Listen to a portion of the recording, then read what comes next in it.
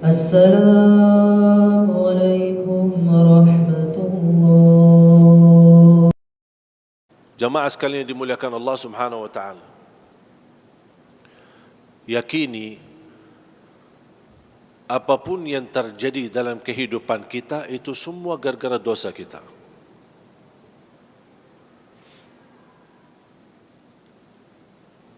Yang aku herankan, kenapa ketika diuji kita selalu berkata, "Ya Allah, kenapa diuji?" Habis ujian, masuk ujian lagi. Selesai ujian, ada masalah lagi. Stres enggak? Boleh saya bertanya, ada yang stres? Angkat tangan. Stres kan? Tak ada yang saya rasakan, orang bisa dibilang puas dalam kehidupan. Tak ada yang puas. Pasti ada hal-hal yang membuat kita stres. Cari nafkah, tidak puas. Cari kerjaan, belum puas. Beribadah, belum puas. Bermain-main, belum puas. Dapat penghasilan, belum puas. Tak pernah kita bersyukur dan menikmati apa adanya. Makanya kita merasa stres. Ketika kita diuji, sedang kita merasa diri saleh, merasa diri suka masjid, merasa diri tahajud. Tapi bertanya, kenapa Allah uji saya? Kenapa ujian ini bagi saya berat? Saya belum mampu menghadapinya. Tapi pernahkah ketika kita mendapatkan nikmat, ya Allah, kenapa saya diberi nikmat? Kenapa saya yang terpilih? Pernah enggak bilang gitu? Hanya dalam ujian aja stres. Tapi kalau pas diberi nikmat, lupa sama Allah. Dan subhanallah, ketika kita diuji, itu justru tanda Allah sayang sama kita. Mengapa? Karena ada dosa-dosa yang belum kita taubat. Allah ingin ampuni dosa tersebut, tapi lewat ujian. Ibu, kalau lagi kesal sama anak, kadang-kadang suka cupit anaknya. Betul? Walaupun tidak sampai sakit,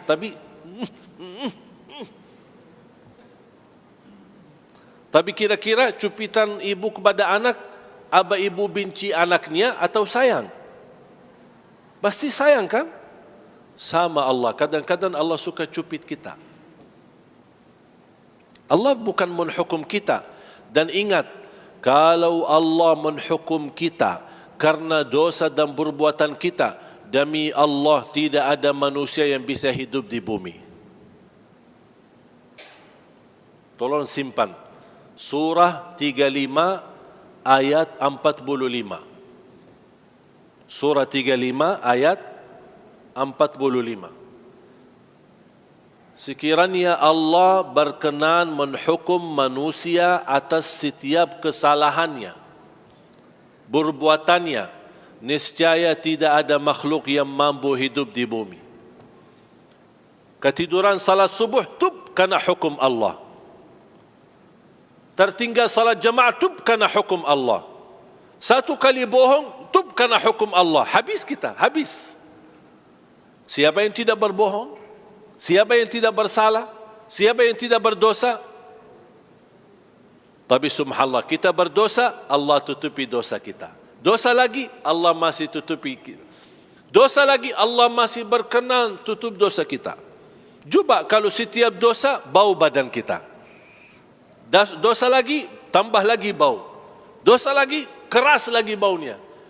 Berani enggak keluar dari rumah? Begitu dia, bau, dosanya banyak itu orang. Malu kan? Tapi subhanallah, Allah berkenan menutupi. Betapa banyak dosa, berkali-kali kita dosa, masih Allah tutupi. Tapi subhanallah, begitu kita bertaubat, Allah ampuni semuanya. Makanya taubat dan istighfar termasuk salah satu amalan yang membuat syaitan kesal. Tahu enggak syaitan kesal kenapa? Kan digoda syaitan kan? Proses syaitan menggoda kita sebentar atau lama? Ya lama sampai kita jatuh dalam dosa. Digoda sampai syaitan.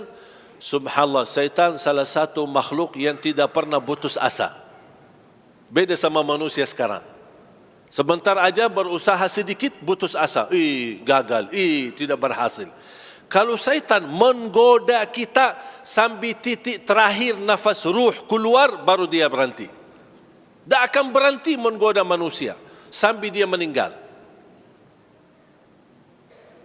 Tapi apa yang membuat syaitan kesal?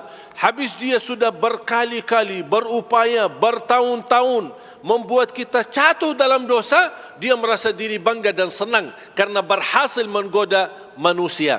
Tapi begitu manusia sadar dan ingat Allah, malu, beristighfar dan taubat, kata Allah, aku ampuni semua dosamu. Kata syaitan, capek deh. Makanya syaitan tak senang taubat dan istighfar.